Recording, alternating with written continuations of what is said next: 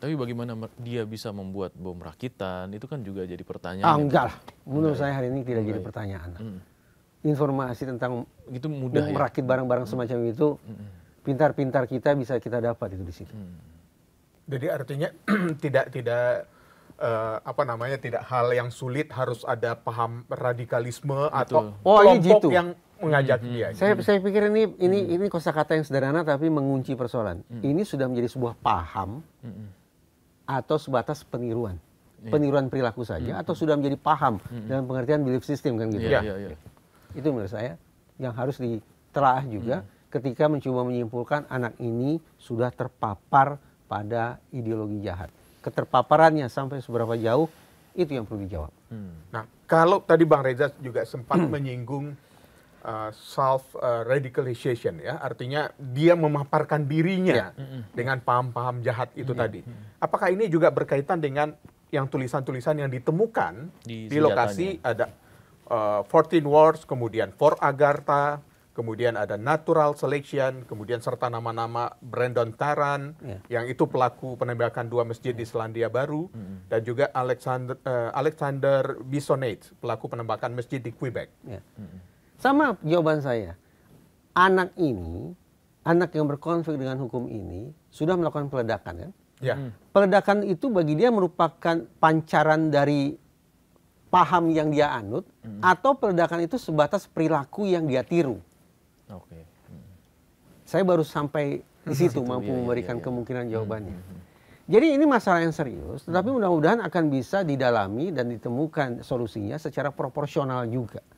Agar jangan sampai kemudian akhirnya marak lagi pemikiran tentang bagaimana ideologi jahat meracuni anak-anak muda kita. Jangan-jangan tidak sampai sedalam itu, walaupun bukan berarti mustahil, tetapi sekali lagi ayo dicek agar kemudian bentuk penanganannya menjadi lebih proporsional. Ya, ini menarik sih, maksudnya jangan-jangan ini hanya sebatas tiru-meniru aja. Tiru-meniru aja gitu. Tidak sampai sebuah keyakinan yang dia punya. Karena contoh begini ya, saya lupa ini nama organisasinya. Ridwan sudah sebut. Organisasi ini kata Ridwan adalah organisasi yang mengusung keyakinan bahwa dunia ini harus dikuasai oleh kaum kulit putih. Anak ini, anak yang di SMA ini dikabarkan masuk dalam grup itu. Loh, kan tidak bisa dipahami jadinya. Dia kan bukan orang kulit putih, tidak ada kepentingan untuk memperjuangkan ras kulit putih. Terus bagaimana? Menurut saya agak kurang sinkron gitu. Analisisnya agak kurang sinkron.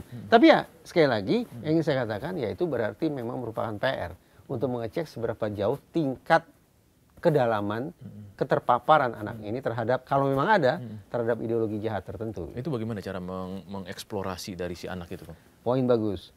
Kalau di sekian banyak sekolah di Eropa, mereka sudah lakukan risk assessment. Risk assessment sampai ujungnya masing-masing siswa itu bisa dipilah ke dalam 4 klaster berdasarkan tingkat resiko mereka. Ada yang low risk, ada yang at risk, ada yang medium risk, ada yang high risk.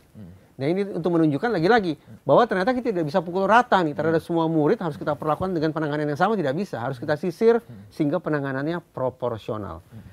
Di dalam risk assessment itu apa? Banyak variabelnya. Tetapi kalau saya buat penyederhanaan, ada tema-tema yang berulang kali muncul dalam risk assessment itu.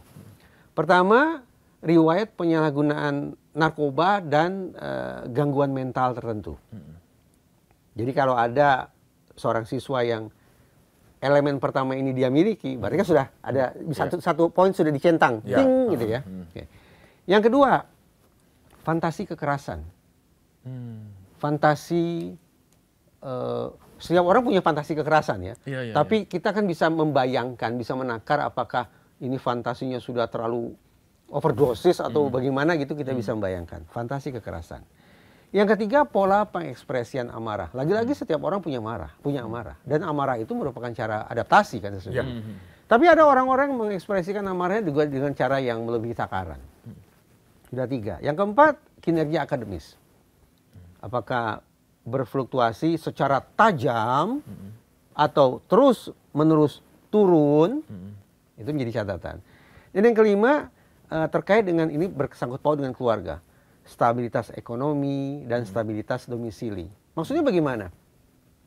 berarti kita bisa bayangkan keluarga-keluarga yang dari sisi ekonomi rapuh, barangkali akan menjadikan cara-cara ilegal untuk mengatasi kesulitan ekonominya. Demikian pula domisili. Maksudnya bagaimana? Domisili, stabilitas domisili menunjukkan seberapa jauh seseorang bisa beradaptasi dengan lingkungannya. Ya. Kalau dia tidak bisa beradaptasi, dia akan pindah-pindah terus. Nah, 5 tema ini yang berulang saya baca dalam metode risk assessment yang dilakukan di sekolah-sekolah di sekian banyak negara di Eropa sana. Dari penakaran terhadap 5 tema utama itu, maka sekali lagi akhirnya bisa dipilah. Siapa yang beresiko rendah, siapa yang memang beresiko, siapa yang resikonya cukup tinggi, dan siapa yang resikonya sangat tinggi. Itu dia. Secara teoritis, apakah ada tipologinya, Pak? Terhadap tipologi pelaku yang melakukan kekerasan di ruang publik dengan motif ingin didengar. Ini kan kita bicara orang-orang yang melakukan ini kan kesannya ingin didengar. Kalau kita berikan garis bawah pada kalimat ingin didengar, kok ya saya sekonyong-konyong, teoritis ya, sekonyong-konyong saya ingat teori dari Alfred Adler. Alfred Adler itu mengatakan hidup sesungguhnya adalah perjuangan kompensatoris. Kenapa ada orang yang punya kebutuhan mendesak untuk didengar? Barangkali karena kondisi real yang dialami adalah tidak pernah didengar. Kalau kita bersepakat dengan pemikiran seperti ini, maka bisa kita bayangi bahwa profil utama yang ada pada pelaku-pelaku kekerasan di ruang publik dengan motifnya ingin didengar, barangkali karena memang punya inferiority complex. Itu istilah dari Alfred Adler. Bahwa kompleks inferioritas, perasaan rendah diri yang kronis itu, perasaan rendah diri yang parah itulah yang mendorong seseorang kemudian untuk mencoba mengkompensasikannya untuk mendapatkan superioritas dengan cara melakukan kekerasan. Tapi sayang beribu sayang, pergerakan bandulnya dari satu titik ekstrim ke titik ekstrim yang lain. Sehingga kondisi real yang dia alami adalah inferiority complex, dia kompensasikan dengan superiority complex. Dari satu masalah ke kutub masalah berikutnya. Oke. Kita bicara sekarang terkait dengan ya supaya tidak terjadi, supaya tidak terulang. Yang mana? Peristiwa yang terjadi di SMA Negeri 72. Nah, kita juga punya contoh tadi saya juga sudah bacakan saya sebutkan ya beberapa contoh di luar negeri. Pemulihan psikologis darurat yang seperti apa yang perlu kita lakukan atau bagaimana memutus mata rantai ini, Pak? Kalau pertanyaan pemulihan psikologis sebenarnya jangan ditanya ke saya, jangan ditanya ke saya. Tanyalah itu ke psikologi klinis. Tanyalah itu ke psikologi perkembangan. Kalau saya psikologi forensik berkaitan dengan hukum sesungguhnya. Langkah taktisnya bagaimana? Kalau seperti di SMA ini kan dia bawa bom. Maka aktifkan lagi tuh alat detektor logam di pintu gerbang sekolah. Perbanyak CCTV. Nah, jadi arah saya ke situ Mas Ike.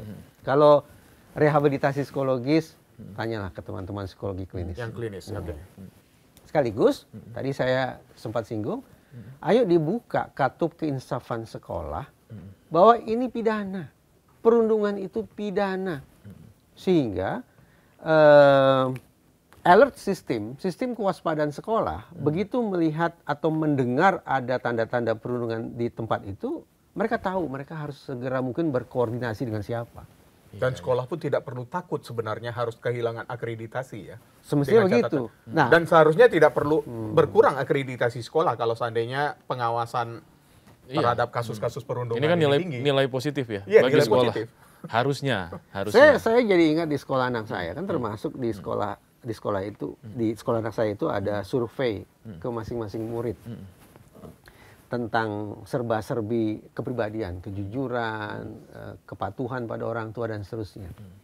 Belum lama saya dan istri saya dipanggil oleh pihak sekolah. Nilainya 6. Kaget kan kami sebagai orang tua. Jadi kan pemaknaannya kepatuhannya ala kadarnya, ketekunannya ala kadarnya. Tapi buru-buru guru mengoreksi cara pandang kami. Guru mengatakan, Bapak Ibu tidak usah khawatir. Ini justru pertanda bahwa Ananda memberikan jawabannya secara jujur.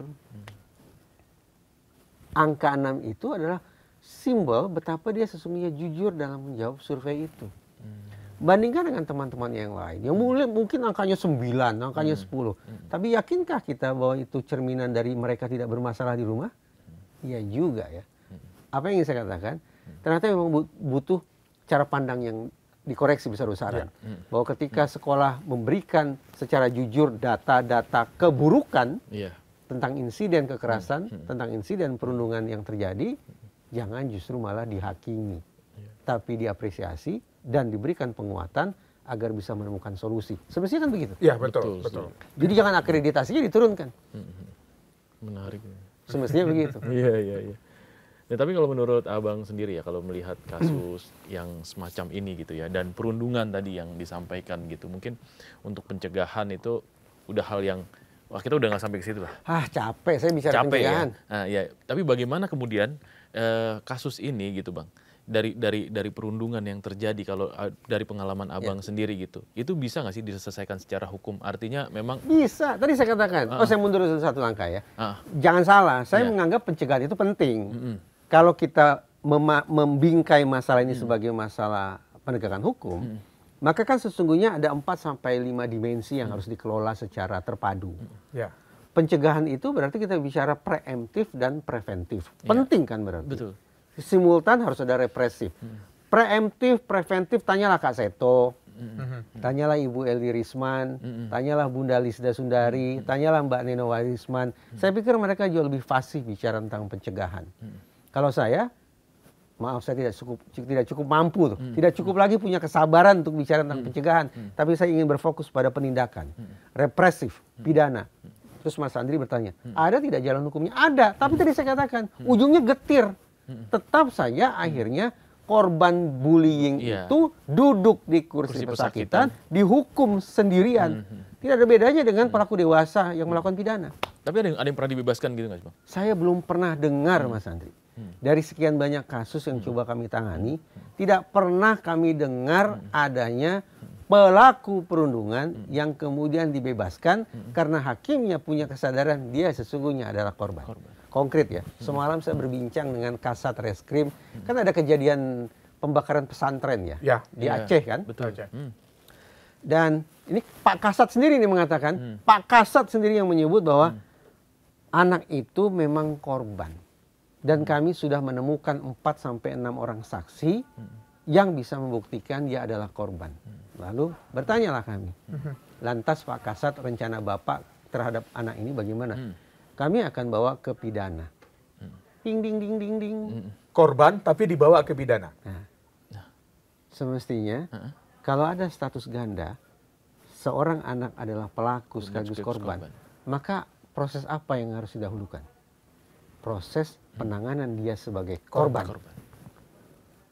Pak Kasat aja lupa. Pak Kasat lupa bahwa di dalam Undang-Undang Perlindungan Anak ada pasal-pasal tentang, bukan penghukuman, tentang perlindungan khusus. Perlindungan khusus diberikan termasuk kepada anak-anak korban kekerasan, dalam kurung perundungan. Pak Kasat, representasi otoritas penegakan hukum, lupa. Dia sudah sebut anak ini sesungguhnya korban, tapi dia lupa untuk menyebut bahwa agenda kerja ke depan semestinya kami harus menangani dia terlebih dahulu dalam kapasitasnya sebagai korban. Itu otoritas penegakan hukum tuh. Dia aja lupa. Ya, lagi-lagi ini ketawa getir nih ya, bukan ketawa mensyukuri, bukan ketawa getir. Kalau otoritas penegakan hukum saja lupa, maka kita bisa bayangkan masyarakat awam pun lebih tidak tahu menahu tentang keberadaan aturan main semacam ini. Jadi Mas Andri, apakah mekanisme hukumnya ada? Ada. Tapi mekanisme hukum itu 99,9% bisa dipastikan tetap akan memviktimisasi korban untuk kesekian kalinya. Kalau dia dalam bentuk kompleks sebagaimana yang Abang sampaikan di awal, bagaimana mengimplementasikan produk hukum yang kita punya ini, Bang? Sebetulnya sudah ada, tapi ini butuh kerja terpadu lintas lembaga dan lintas kementerian. Bukan semata-mata tugasnya otoritas yudisial. Jadi misalnya begini, Mas Ike. Hakim yakin nih ya, dia memang melakukan pembakaran, katakanlah begitu. Tapi hakim yakin dengan bukti-bukti, dengan saksi-saksi, dengan keterangan ahli, ternyata pada dasarnya anak yang duduk di kursi pesakitan ini adalah korban. Dalam pidana kan ada hal-hal yang meringankan. Bahkan lebih jauh, ada hal-hal yang menghapus pidana. Nah, Kalau Apalagi ini hakim, anak apalagi berhadapan anak. dengan hukum ya. Iya. Nah, kalau aturan-aturan semacam itu sudah ada, maka terapkan dong. Terapkan dong. Berarti berikan peringanan hukuman. Kalau perlu hapus pidananya. Karena walaupun dia membakar sekolah, jangan salah. Saya tidak sedang membenarkan perilaku membakar sekolah, bukan. Iya. Saya sedang membayangkan kompleksitas yang perlu disikapi oleh hakim adalah dia pelaku, dia salah. Bakar sekolah kan salah. Salah, pidana. Pidana. Tapi dengan kesadaran bahwa pada hakikatnya dia adalah korban, maka kita bisa bernalar dong. Andaikan dia tidak dirundung bertahun-tahun, kira-kira dia bakar sekolah nggak? Iya. Enggak kan? Enggak. Berarti jangan fokus pada aksi pembakaran sekolahnya. Tapi bagaimana negara kemudian bisa mengatasi agar dia keluar dari situasi perundungan itu. Karena paling tidak hitung-hitungan di atas kertas, kalau dia bisa kita angkat dari situasi perundungan, dia tidak akan bakar sekolah.